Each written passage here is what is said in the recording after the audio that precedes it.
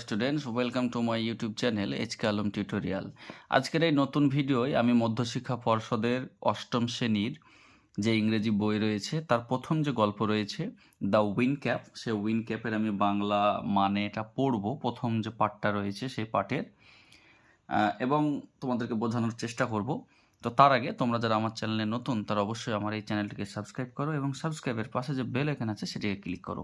তোমাদের বলে রাখি, আমার এই চ্যানেলের যে প্লে লিস্ট রয়েছে সেই প্লে লিস্টে তোমাদের নির্দিষ্ট ক্লাসের, কেউ যদি ক্লাস 8-এর হও তো দেখো 8-এর প্লে লিস্ট বানানো আছে, সেখানে তোমাদের যে রিভিশন লেসনগুলো রয়েছে তার উত্তর আমি করে দিয়েছি। অর্থাৎ তোমরা যে ক্লাসে পড়ো সেই ক্লাসের প্লে লিস্টে ঢুকবে এবং সেই ক্লাসের ভিডিওগুলো দেখে নেবে। তো চলো শুরু করি। তো প্রথম যে গল্পটা রয়েছে দ্য উইন ক্যাপ, জেন ইয়েলেনের লেখা। আচ্ছা, উইন উইন মানে হচ্ছে বাতাস, ক্যাপ মানে টুপি, তাহলে বাতাস মুখরিত একটা টুপির কথা আমরা পড়বো এখানে।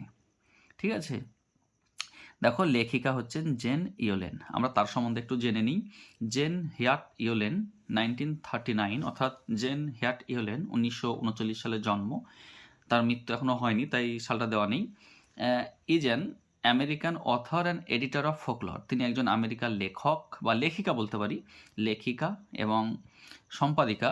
অফ ফোকলর হচ্ছে লোককাহিনীর, ফ্যান্টাসি কাল্পনিক, সায়েন্স ফিকশন এবং বিজ্ঞান যে গল্পকথাগুলো হয় সেগুলোর চিলড্রেন্স বুক এবং শিশুদের যে বইগুলো হয় সেই শিশুদের বইয়ের লেখক এবং editor.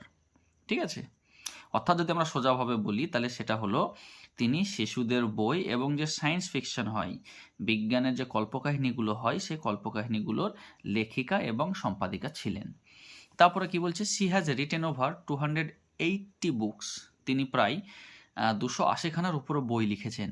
The best known of which are the Holocaust novella, তার মধ্যে বেশ কিছু গুরুত্বপূর্ণ বইয়ের মধ্যে তার যেটা সবচেয়ে বেশি পরিচিত সেটি হলো দ্য হলোকাস্ট নভেলা এবং দ্য ডেভিলস অ্যারিথমেটিক, এই দুটো তার খুবই বিখ্যাত বই। The present text is an edited version of our popular short story of the same name, তার এই যে গল্পটা এখানে দেওয়া হয়েছে ঠিক একই নামের, অর্থাৎ দ্য উইন ক্যাপ নামে একটা গল্প রয়েছে, সেই গল্প থেকে এটা কি করা হয়েছে, এডিটেড ভার্সন মানে এডিট করে, সম্পাদকীয়ভাবে এডিট করে এখানে নেওয়া হয়েছে। ঠিক আছে, অর্থাৎ আমরা যদি বলি তাহলে উইন ক্যাপ নামে তার একটা লেখা বই রয়েছে, সেই বই থেকেই এই গল্পটা আমাদের এখানে একটু হলেও তুলে দিয়েছে।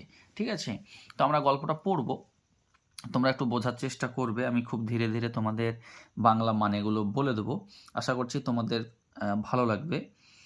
দেয়ার ওয়াজ ওয়ান্স এ ল্যাড, কোনো এক সময় একজন বালক ছিল, তাহলে ল্যাড মানে বালক, বুঝতে পেরেছ?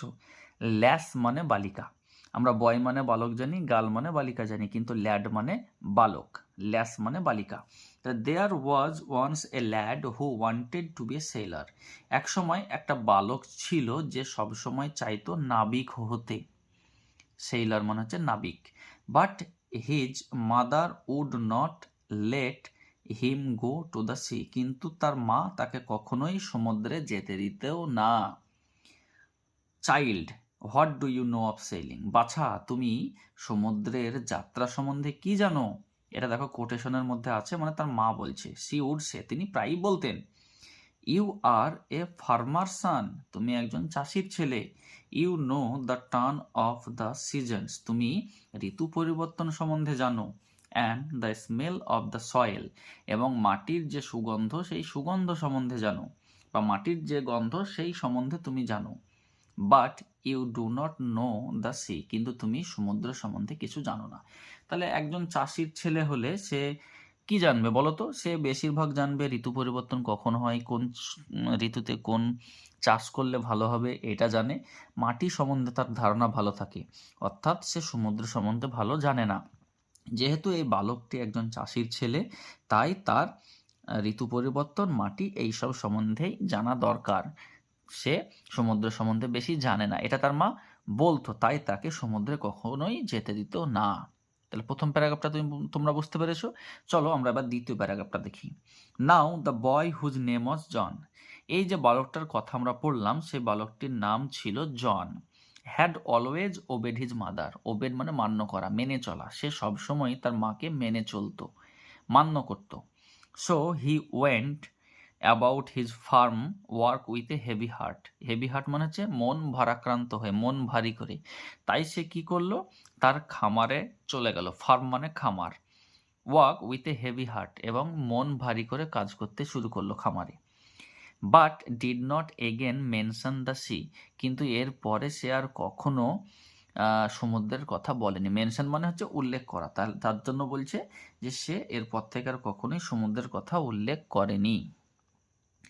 তাহলে আমরা 2 নম্বর প্যারাগ্রাফটাও পড়লাম। দেখো 3 নম্বর প্যারাগ্রাফটা। One day he had been walking behind the plough. একদিন সে কি করছিল, চাষ আবাদের জন্য, চাষ হচ্ছিল তাই পিছনে পিছনে হাঁটছিল।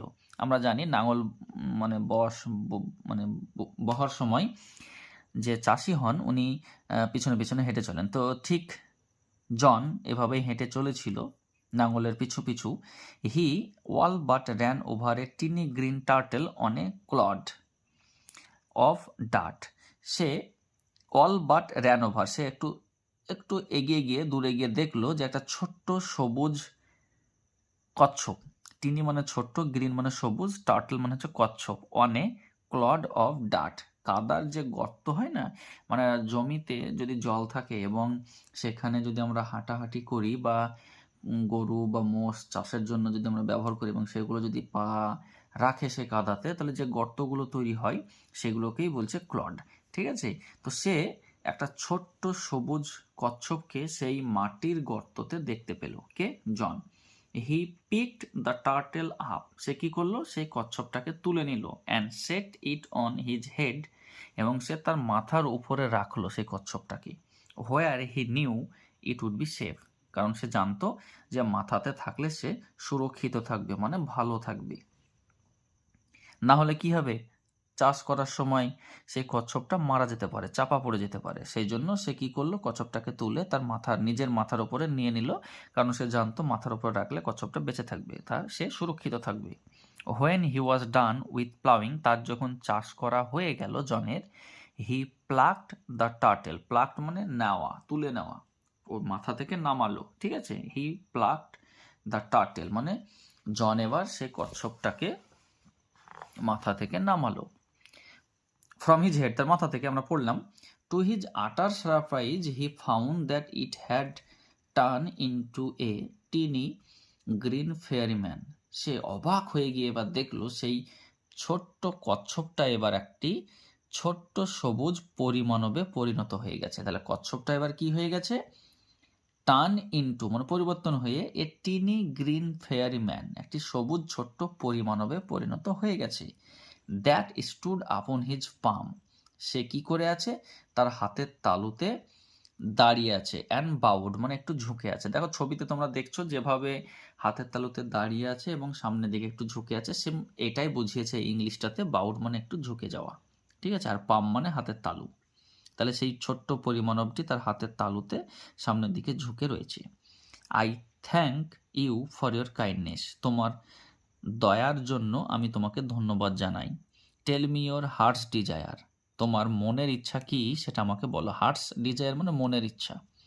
তাহলে tell me your heart's desire, তোমার মনের ইচ্ছাটা আমাকে বলো। And I will grant it to you for saving my life, যেহেতু তুমি আমার প্রাণ বাঁচিয়েছো, আমি তোমার মনের ইচ্ছাটাকে কি করব, গ্রান্ট করব, মানে মেনে নেব, তোমার মনের ইচ্ছা পূরণ করব। সেট দ্য ফেয়ারি, সেই পরিমাণবটি বলল। তাহলে পরিমাণবটি কচ্ছপ থেকে পরিমাণবে পরিণত হয়ে গেল এবং সেই জনকে এবার বলছে, তুমি যেহেতু আমাকে বাঁচিয়েছো, আমাকে দয়া দেখিয়েছো, তাই আমি কি করব, তোমার মনের ইচ্ছা আমি পূরণ করব। তোমার মনের ইচ্ছাটা কি সেটা আমাকে বলো। John bowed back but said nothing, John নিজেও মাথা নত করলো কিন্তু কোনো কিছু বলল না। অলদো, যদিও, his heart yearn to go out to the sea, তার মনের প্রবল ইচ্ছা ছিল, ইয়ান মানে হচ্ছে প্রবল ইচ্ছা, তার মনের প্রবল ইচ্ছা ছিল সমুদ্রে যাবে।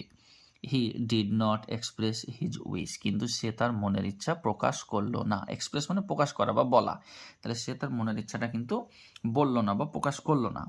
The green ফেয়ারিম্যান could read a heart easily, সেই ছোট্ট পরিমাণবটি তার মনের ইচ্ছা কিন্তু পড়ে নিয়েছিল। কুড রিড, রিড মানে পড়া, এ হার্ট ইজিলি, তার মনটা পড়ে ফেলেছিল সেই পরিমাণবটি জনের। সো হি সেড, তাই সে বলল, মানে সে পরিমাণবটি বলল, দেখো এখানে হি বলছে, পরি আমরা পরি কি বুঝি, পরি মানে মেয়ে অর্থে বুঝি, কিন্তু এখানে দেখো পরিমানব মানে ছেলের কথা বলছে, পরি বলছে কিন্তু আবার ছেলে বলছে, ঠিক আছে, তাহলে পরিমানব, তার জন্য এই হি হচ্ছে সেই পরিমানবটি। So he said, I see you wish to go sailing, আমি দেখতে পাচ্ছি তোমার মনের ইচ্ছা হলো সমুদ্রে যাত্রা করবে তুমি। John's face answered for him, আর জনের চেহারা দেখেই সে বুঝতে পেরে গেল, মানে সেই পরিমাণবটি জনের চেহারা দেখেই তার মনের ইচ্ছা সম্বন্ধে সে জেনে গেল।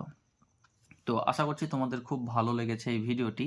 যদি এই ভিডিওটি ভালো লেগে থাকে তো চ্যানেলটিকে সাবস্ক্রাইব করবে। তোমরা আমার এই চ্যানেলের যে প্লেলিস্ট রয়েছে সেই প্লেলিস্ট থেকে তোমরা তোমাদের নির্দিষ্ট ক্লাসের যে ভিডিওগুলো রয়েছে তোমরা সেগুলো দেখবে এবং অন্যদেরও দেখার সুযোগ করে দেবে। ধন্যবাদ।